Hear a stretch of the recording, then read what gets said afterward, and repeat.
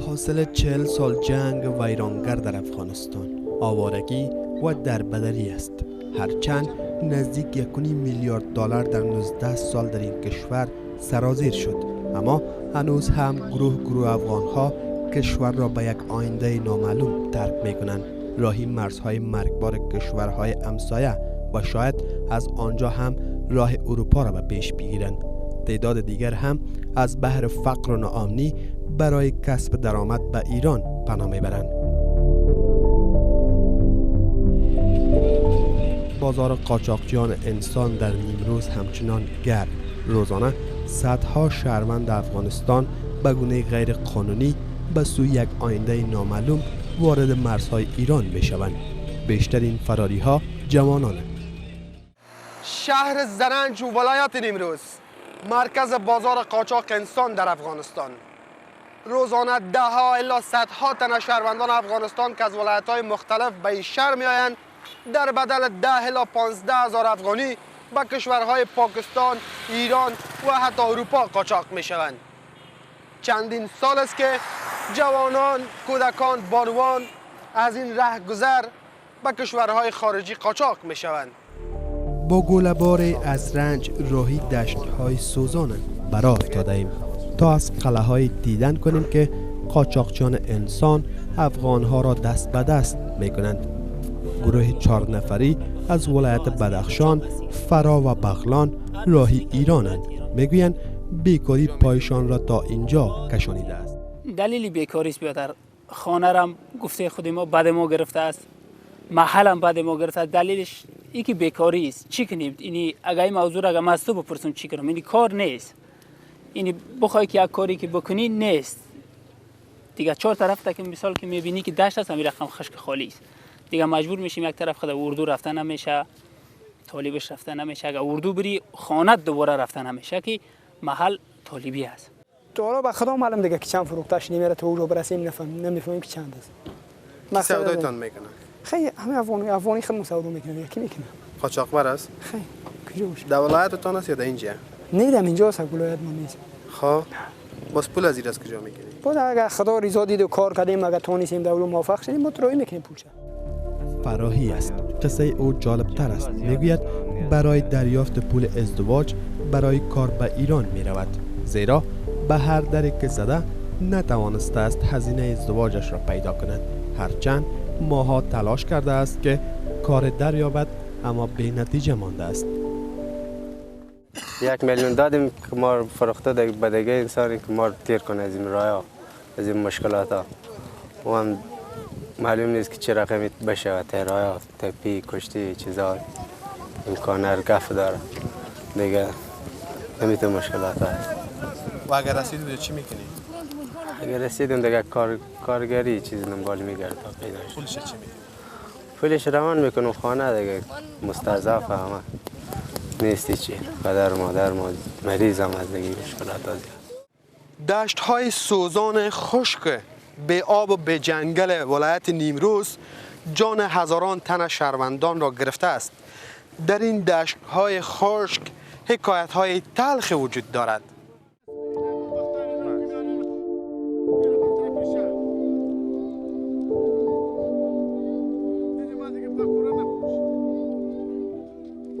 راز محمد راوش تصویر بردارم به سختی می تواند از یک مرکز قاچاقچیان انسان در دشت‌های نیمروز پنهانی تصویر بردارد. با آن هم قاچاقبر متوجه می شود و هشدار می دهد. درون این قلعه مسافران در انتظار موترند. شاید امروز بروند، اما معلوم نیست زنده به ایران برسند یا نه. این دو جوان از شمال شرق کشور آمدند. احمد بغلانی تجربه رفتن به ایران را دارد. میگوید با دوست کندوزیش به ایران رفته و سپس راهش را جدا می کند، زیرا قصد رفتن به ترکیه را دارد. حکایت می کند که هنگامی که مسافران به رباط در نزدیکی مرز افغانستان، ایران و پاکستان برسند، طالبان حاکمیت دارند و از آنجا مسافران غیر قانونی به قاچاقبران دیگر دست به دست می شوند. ایران به خاطر این میرم که اگر در اردو برم طالبان ما رو میکشه، اگر در طالب برم اردو میکشه، مجبور مکلف هستم که به خاطر از که زندگی خود زیر نظر میگیریم که مثلا تو انا دادن نمیتونیم مثلا دیگه افغانستان ما شما کار غریبی اصلا نیست، کارگوم است. چند سودا شده؟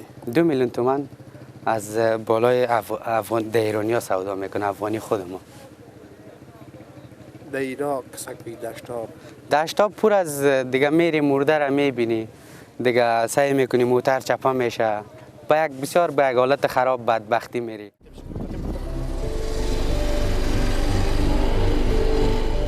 کاروان به سوی ایران برا می افتد. در این موتر دست کم 30 تن به سختی جابجا می شود. بهای سفر از داخل سیت تا بیرون متفاوت است، زیرا ممکن است از عقب موتر مسافران در مسیر را به زمین بخورند و اگر مسافری از موتر بیرون بیفتد قاچاقبری از ترس نیروهای مرزی او را بر نخواهد داشت. از مجبوریت اومدم اینجا به خاطر اینکه افغانستان نه کار است نه که ما کار آرام میتونیم خانه ما بشینیم، همیشه جنگ است و همه چی مثلا پیش روی ما هست. الان هم جان خود ما از دست گرفتیم و ایران میریم، چیکار کنیم؟ اینجا نه کار است. چی میشه؟ خانواده ما همینجور میمونه دیگه. اگر مردیم که مان، اگر نمردیم پول پیدا کردیم اومدیم سر خانواده ما. چند میبرید تا ایران این موتر؟ تا ایران راست این 1450. چی؟ افغانی دلار تومان. چند میشه افغانی؟ 1.5 میلیون میشه دیگه. 1.5 میلیون 10,000 خودت قاچاق میشی تا ایران. بیشتر هم میشه. اونجا هم برسیم راحت زندگی نمیتونیم بکنیم. یه بچه کوچولو رو بگین اون بر برو میگه کثافت افغانی، چرا بی تذکره آمدی؟ برای چی آمدی کشور خود ما؟ همین حرفا رو میشنویم مثل حیوان وار راه میریم دیگه، چیکار کنیم؟ از مجبوره دیگه. نوجوانان و کودکان هم راه این راه پرخطرند، کسی با نزدیکانش و کسی دیگر حتی با همسایه محلشان. میگویند ناداری و جنگ سبب از دست دادن نانآور خانهشان شده است. از همین رو برای حمایت خانواده هایشان به ایران مسافر می شوند.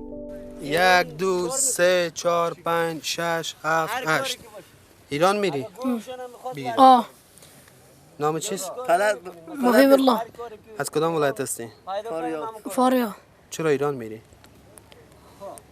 به خاطر کار میری؟ تو در اونجا کار کردن میتونی؟ باباش اونجاست. چند نفر ایران میرین؟ ما 18 نفر. 18 نفر؟ بله. چرا ایران میری؟ چیکار کنم؟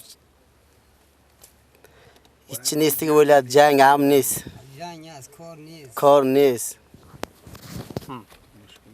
مشکل دارم دیگه، روزگار سنگین است. چند فروخته شدی که تا ایران بری؟ 1.5 میلیون گفتن. کی گفتن؟ قاچاقبر؟ نمیدونم قاچاقبر. اینجا خودت پول برای کی دادی؟ کرا برش میدم اونجا رفتم تو پاکستان رفتم اون مسئله یک پول میدم. چند دفعه تا بال ایران رفتی؟ ما نرفتم تانست.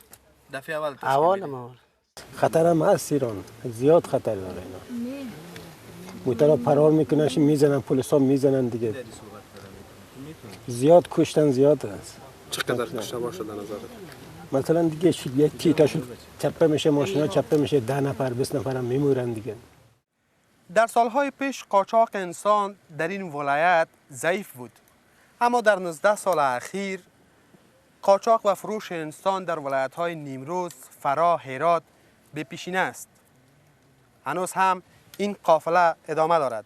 مشخص نیست که چه تعداد دیگر از این ولایت قاچاق و یا به فروش میرسند.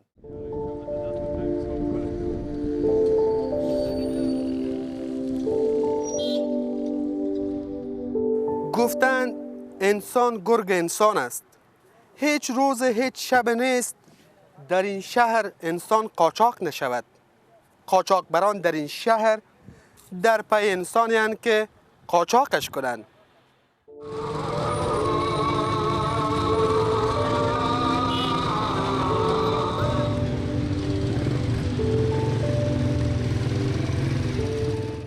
اما آنهایی که از ایران برگشتند چه خاطره ای از مسافرت ایران دارند؟ شام است. من و همکار تصویربردارم به دنبال مسافرانی هستیم که رد مرز شدند. در اینجا با گروهی از افراد برمیخوریم که به تازگی از کشور ایران رد مرز شدند. هر کدامشان حکایت‌های تلخ از این سفر دارند، از مسیر پرخطر قاچاق تا خرید فروش انسان در این مسیر. همین قبل رد مرز شدیم، 7 روز بعد که درا بدیم دیگه. افغانستان کاروبار نیست، مردم کاروبار کنه، جنگ است، چیز است، از اون خاطر ما میریم در دیگه کشورها کاروبار میکنیم که به خاطر که اغلب منان پیدا کرده بیاریم که فامیلی ما از خانواده ما بخوره. امروز که کلا همش قاچاق انسان، اون آدما را گپ میدن قاچاق برا میارن اینجا، میگن ما شما میبریم ایران جای خوب و در 2 روز 3 روز میرسونیم، میارن در پاکستان میفروشن، در ایران میفروشن، هر چی که پول و پیسه که داره میگیرن. باز رد مرز اون کازی بار بیاریم دوباره همین هتل میگه بیا میفرستیم یار سر میشن، تقریبا 20 25 هزار ما را قرضدار میکنن، میره از خانواده اون میگیرن، ما که نداریم بدیم. من مثلا به قاچاقار گام میزنم، میگه نفر 4 میلیون تومان میدی به من اونجا یا میرسم یا نمیرسم رد مرز میشم، این پول در سر من تاب میخوره، مجبور است که افغانستان دیگه نمیتونم، پس دیگه میرم در حسابش. در جمع این گروه 7 نفری مجیب الله که باشنده ولایت بدخشان است 15 سال دارد و تنها نانآور خانه‌اش. میگوید اعضای خانوادهشان 10 تن است. پدرش توان کار کردن را ندارد و حالا برای دستاورد مصارف خانوادهش به ایران می رود. میگوید پول قاچاقبری را از ایران دوستانش قرض کرده است. با وجود که رد مرز شده است، باز هم تلاش دارد که دوباره به گونه قاچاق به ایران برود. 2 دفعه رفتم میدان، خیلی سختی‌ها کشیدیم، بسیار زحمت‌ها دادیم، پول خرج کردیم، رفتیم. در افغانستان وقتا معلوم قاچاق انسانی است که با اون سنت میره طالبات دستگیر میکنه، بعد انتیاد میکرد، مایده بچه‌ها از اندازه ما چات یگانای دیگه کشته میشه. صرافان هم بخش از کار قاچاقچیان را به پیش میبرند، زیرا مسافران قبل از سفر به کشورهای بیرونی از این مرز پولشان را نزد صرافا در این مرکز میگذارند. با همین پول قاچاق انسان میشه اینجا، با همین پول قاچاق انسان میشه، با همون پول خرید و فروش زمین میشه، با همون پول خرید و فروش ساختمان میشه، با همون پول خرید و فروش ماشین میشه، موتور میشه، تمام همین پول اینا وجود نداره. کسایی که تبادله میکنه اوجا نمیاد که بگه من قاچاق انسان هستم و صراف بنویس یک مشتری هر کس پیش از میاد او میپذیره پول رو تبادله میکنه. اما مسئله اساسی قاچاق انسان این است که آفتاب به 2 انگشت پنهان نمیشه. همین کسایی که در قاچاق انسان شریک است در کل مقامات دولتی هم به جریان است و اکثرا به نوع از اینجا استفاده میبرند.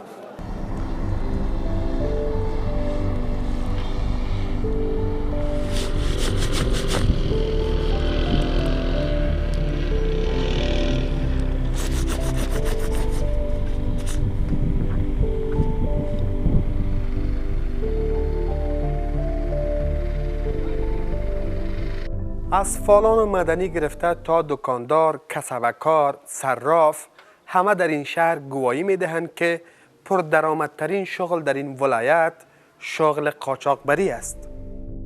یکی از پردرآمدترین شغل در نیمروز قاچاق انسانند. سال هاست این کار رونق فراوان یافته، اما نه حکومت و نه نهادهای دولتی دست به جلوگیری از این راه پرخطر میکنند. وقتی که من خبر هستم آیا دولت خبر نیست؟ وقتی که من میفهمم که در هر موتر یک سیته 35 نفر جابجا میشه که ما چوب و هیزم به او تعداد اگه بار کنیم هنوز کم هست. هر انسان 35 سانت برداره ولی در 15 سانت اون خود جابجا میکنه. من خبر هستم من حیث یک شخص تازه فارغ شده، یک معلم، آیا دولت نیروی نظامی نه خبر نداره؟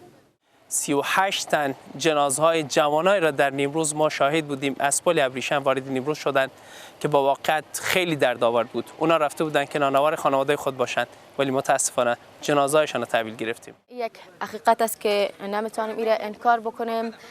متاسفانه هرچی هموطن ما هستند از سمت شمال، از سمت جنوب، غرب، شرق، وقتی اونا بخواین به خارج از کشور برن، با استرالیا، اروپا و یا کشورهای دیگه، از این همی مسیر ولایت نیمروز به صورت قاچاقی اینا برده میشن که خود قاچاق انسان امروز در ولایت نیمروز به تجارت مبادل شده.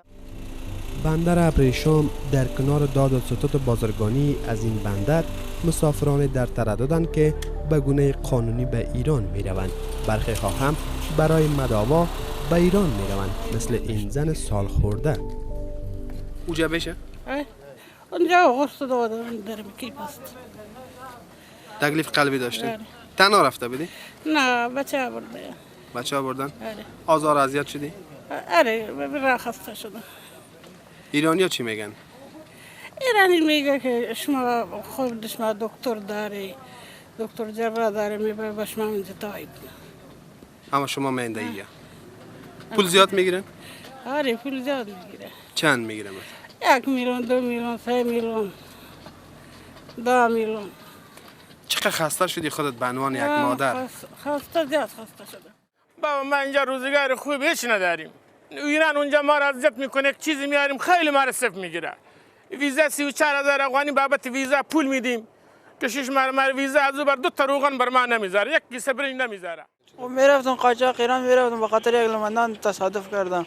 اینجوری شدم 15 روز تو بیمارستان بودم، هیچ چی نکردم، دوباره برگشتم افغانستان. ببینم اینجا چیکار میکنه. پشیمان هستی؟ آره دیگه. همواره توهین و تحقیر افغان‌ها در ایران افغان‌ها را به سطوح آورده است و گروهی هم دیده می‌شوند از ایران رد مرز شدند. قچاقی؟ قچاقی لاره واو. بیا چی وکړه؟ شکنجه وکړه، کنځا وکړه، چی وکړه؟ یا کنځا وی پیسې هم غوښتل راچی. څه پورته کړه؟ پیسې جوړه دا کوم پیسې سره 50,000 یو لک په پورتګاو کې وی ولنګ ته یو غلغات یو ورځ راکولې په هغه کې څنګه شکنجه کوي، څه رقم شکنجه کوي؟ نه وګړي مرز باندې بر سره ځمول ټول هغه به ونی وګو به یو منډه وګي ول فرار. ایران هم شکایت از رفت و برگشت‌های غیرقانونی به افغان‌ها دارند، اما فرستادن افغان‌ها را به جنگ‌های نیابتی در منطقه نمی‌پذیرند. تعداد بسیار زیادی از اتباع کشورهای دیگه و به خصوص اتباع افغانستان هست که به صورت غیرقانونی و توسط باندهای قاچاق انسان وارد میشن و اینها مشکلات خیلی زیادی برای جمهوری اسلامی ایران ایجاد کردند.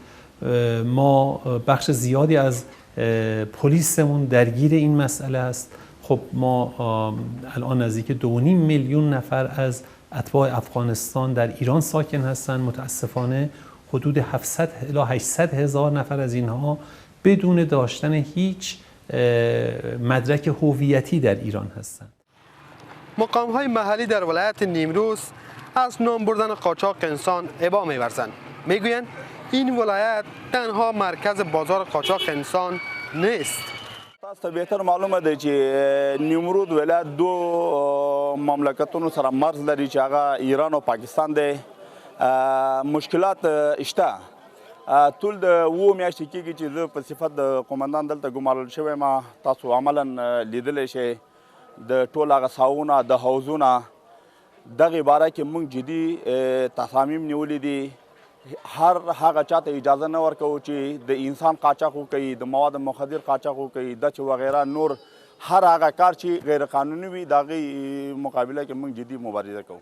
این تو یک مسئله است که ما بگوییم قاچاق انسان وجود نداره، انکار میکنم، غلط میگم، اشتباه. بله قاچاق انسان وجود داره در ولایت نیمروز. ولایت نیمروز یک ولایتی است، ولایت مرزی که بین ایران و با ایران و پاکستان یک مرز مشترک داره و این مرزها تمامشان باز است. به همین خاطر است که مردم به ایران سفر میکنند از ولایت نیمروز. ما یک دشت داشتیم، شاید بر شما گفته باشن دشت جهنم میگن او را، که او در تابستان و سنگ‌های از کلگیش سیاست 50 درجه آفتاب، 55 درجه. اونجا اگه کسی 2 ساعت باشه و ما زیاد داشتیم از سربازای خود از نیروی امنیتی اونجا تلف شدن. چی جای برسه یک شخص نابلد که از ولایت‌های دور بیاید. تاوان زی تنها سر ما نیست، سر تمام افغانستان است و هر فرد ما که از اینجا میره به مشقت متاسفانه اونجا قبول نمیشن، پس یا با مشکلات بر میخورن، پس بر میگردن. گذشته از قاچاق انسان کسانی هم هستند در نیمروز که دم خوش دارند.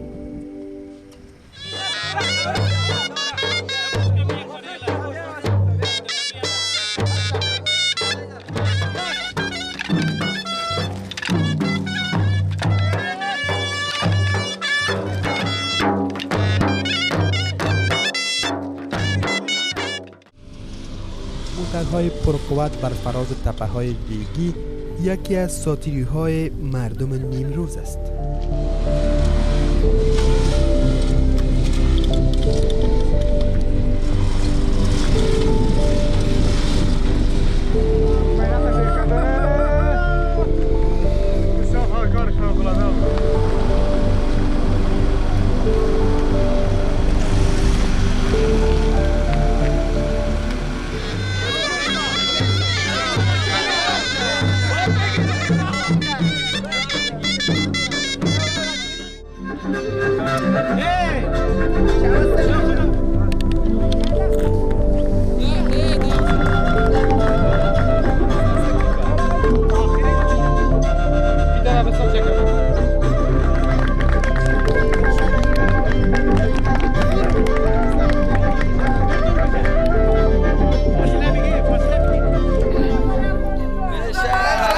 پیام صلح مردم نیمروز است.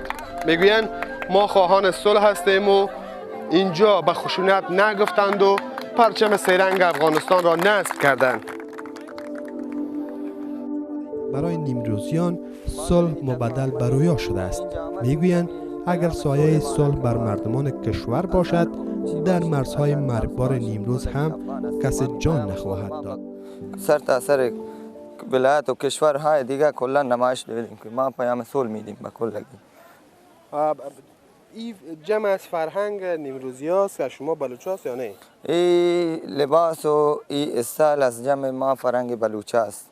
این فرهنگ چاپ داریم، وطن ملی داریم، وطن ملی خود سر تا سر افغانستان داریم، باز هم این استایل و این چیا از بلوچ است.